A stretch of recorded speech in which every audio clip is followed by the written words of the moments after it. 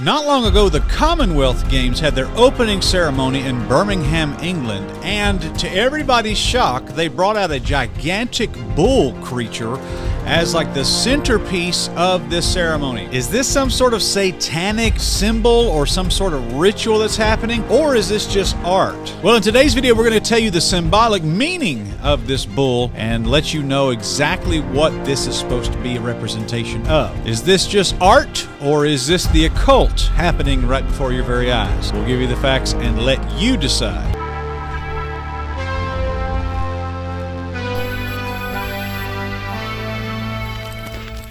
Well, hey guys, your friend Spencer here. Thank you for watching today's video. Go ahead and hit the like button and subscribe if you are new. We talk about contemporary theological issues and a lot of really neat stuff like this, especially about mystery religion. Well, let me pull up on the screen what everybody has been asking me about, and this is the Birmingham Games. Now, I'm just going to kind of just skim through this because this is just a video off YouTube, and basically in England they're having some sort of knockoff Olympic ceremony, and of course you're going to have all kinds of crazy art and things like that. Going to have British rock bands and the such like. But at one point, to everybody's kind of horror, they brought out this big bull-like creature, and I'm just going to let this play for terrifying sight. And a monstrous bull on a rampage. Look at those eyes. And of course, this is right in the middle of an opening ceremony. You can see this is basically like a bull-like piece of art on like a truck, and you can see it right underneath there, and everybody's acting it out and going crazy as this crazy bull creature is coming out. And oh man, what do we do? Basically, what happens in this act is that bull is angry, and then this woman comes out with this crystal, and she actually calms the bull down. And you can see her right there. Of course, there's terrible camera work. Somebody needs to reorganize all that. The producer needs to be fired, I guess. But basically, this bull creature is the centerpiece of the entire ceremony. And they move on and let all that happen. As you can see, what's going to actually happen in the ceremony, all of these nations are going to come out, and they're all going to circle around this bull.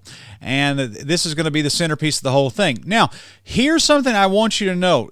The bull is not the only thing that's happening here. What you have also is that there is actually a tower, like the Tower of Babel, in the back corner. And so the entire ceremony is these two things kind of working together, looking at each other, and that's really all you'll need to know about this. Now, here's the deal about mystery religion, is that all of this stuff is a continuation of the Tower of Babel in the book of Genesis. Okay, Nimrod is a picture of the Antichrist. And in our documentary, Third Adam 2, we actually spoke about this and went through and explained how all of this Tower of Babel stuff is linking to an end times religion. And I'll just pull this up on our homepage here for everybody to see on our YouTube channel. But Third Adam 2, The Great Seduction, speaks about all this. And I want to encourage everybody, if you have not seen Third Adam 2, go watch that now while you have a chance, and it explains everything. Now, here's one thing I want you to know. If you ever go back in your Bible and you study the Tower of Babel, there's a man basically who is the leader of the world at that point in history, and his name is Nimrod. Now, the Bible doesn't say much about Nimrod other than he was a great mighty hunter before the Lord, and really there's a lot of extra biblical information about Nimrod, but you really can't place a whole lot of trust in that. But what we do know is about that time in history, according to the Bible, that the Tower of Babel was built as a way to, as a defiance against God's really what it was. Now, some have speculated saying, do these people think that they really could have climbed to heaven on this tower? I suppose not, but I think really what it was a symbol, really, of people in just total defiance against the Lord, and really there's a lot of things there in Psalm 2. The kings of the earth have gone together and conspired against God. There's a lot of Bible I could throw at you there, but I'm just trying to give you some paraphrasing just for brevity's sake here. But if you look at a lot of writers who study the history, especially very early history, a lot of them point towards a one-world leader. Now, no doubt in my mind, I think Nimrod is probably a picture of the Antichrist according to the Scriptures. No question in my mind as far as that goes. But Nimrod was a man who, of course, was a mighty hunter, And some have supposed that Nimrod actually was so strong as a man that he could kill a bull with his bare hands. So that's why they've called him the Bull Man. And really, there's a lot of Minotaur myths surrounding Nimrod. And so really what happened is that because of Nimrod's mighty hunter status and the legend surrounding him that he could, kill a bull with his bare hands, that became kind of his MO. That became the symbol of Nimrod. Now, a lot of European, the Spaniards and stuff like that, the strong men of our day are the bullfighters. And so where did that all come from? A lot of that stems from the legend of Nimrod. Now, of course, that's not in the Bible, but that's what a lot of these history books are teaching us and pointing us to. Now, if you remember also when Moses went up to Mount Sinai and he came back down, what was Aaron and the children of Israel worshiping? They were worshiping a golden calf. Well, what was that a symbol of? Well, a lot of historians speculate that was a symbol of the Nimrod, the bull man. So what you have here is you have a bull and you have a pyramid. And all of that is symbolic of the things that happened with the one world government and the one world religion at the Tower of Babel. Now, a lot of this will not make sense to you unless you have seen 3rd Adam 2. And I want to encourage all of you guys to go see that. There'll be a link in the description of this video. We can make that there for you. This is what they're doing. This basically, with all the globalism and all the nations getting together and unity and all this stuff like this is a modern day version of the Tower of Babel. And although it's not exactly the same thing, it's a very similar thing. And I'm just going to skim through this to just show you a couple of the highlights and show you what's going on. But guys, I want to let you know that globalism is basically an end times version of the Tower of Babel. And of course, you see all the nations are lining up around this, and there's the tower in the end. And of course, everybody's surrounding the bull. Now, listen, the prophetic implication here that you need to know and be aware of is that this bull creature is going to be a picture of the Antichrist and how they surround him, and they will all rally around a man in defiance against God.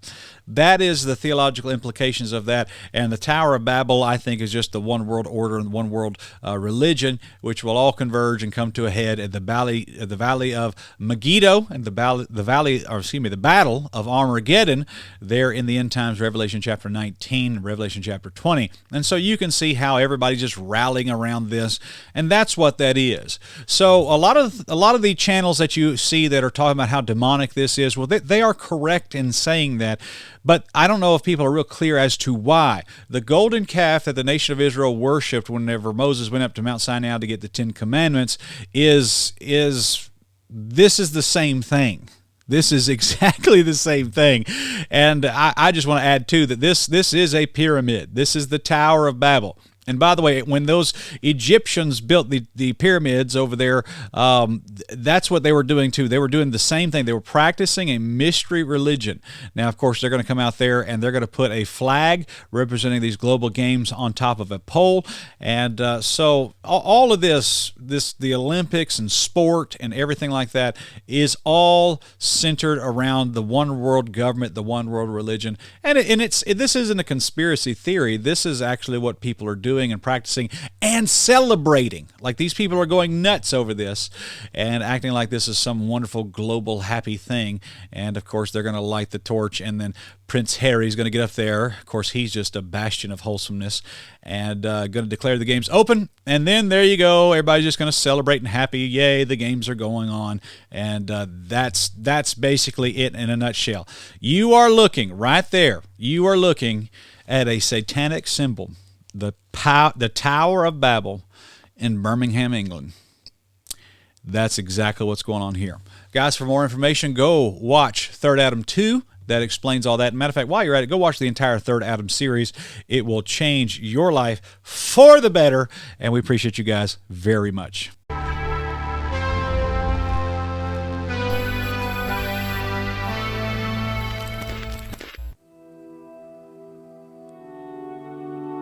There was a day where I was sitting at my desk, and I was studying the false religions of the world, and it all just clicked.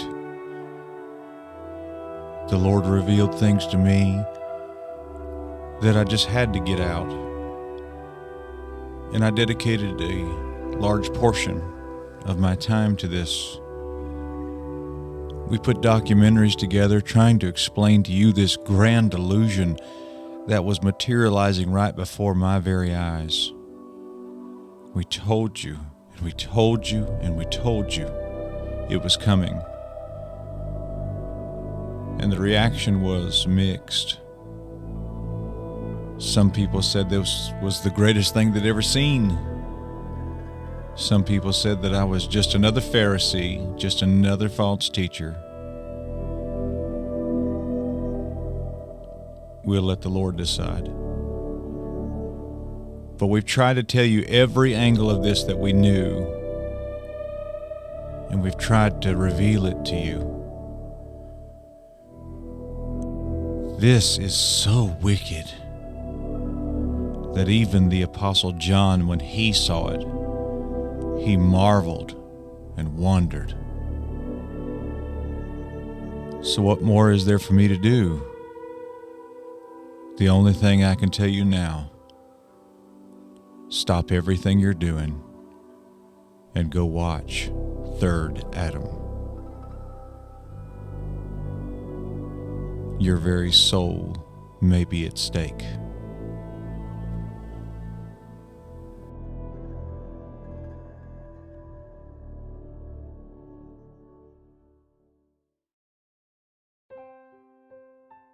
When I was 18 years old, I was under terrible conviction of my sin, and I didn't understand what I needed to do. I really was lost and had no man to guide me. I went to the grocery store, and a book caught my eye, and it was called God's Promises for Your Every Need. This is the exact copy of that book, the one that I bought when I was 18. As I was going through the book, I discovered that it really didn't have a whole lot about the plan of salvation in there. And I told the Lord, I said, Lord, if you'll let me someday, I'd like to do a book, something like this, but better. And that being said, the Lord has allowed us to do a book just like that. And we are thrilled to introduce to you guys today the Doctrine Matters Bible Topic Guidebook. This book has over 300 pages of Bible verses categorized in all different relevant topics. What does the Bible say about addiction? What does it say about being afraid? What does it say about alcohol? What does it say about backsliding and baptism, the local church? What does it say about carnality and character? We cover topics like finances, money, persecution, preaching, profanity, sobriety, strife, vengeance, unbelief, your thoughts, your testimony, your walking with God, worship and witnessing, and zeal. All of that is covered in this book. This book contains over 2,000 different verses on all these topics. And we encourage you guys to hit the link in the description below and buy one of these off of Amazon, and consider buying one for a friend or a family member as a gift. And you could buy one for a person who's struggling, because this book is designed to help people understand what the Bible has to say about all these great topics. We pray that the Lord would bless you as you get your copy of the Doctrine Matters Bible Topic Guidebook.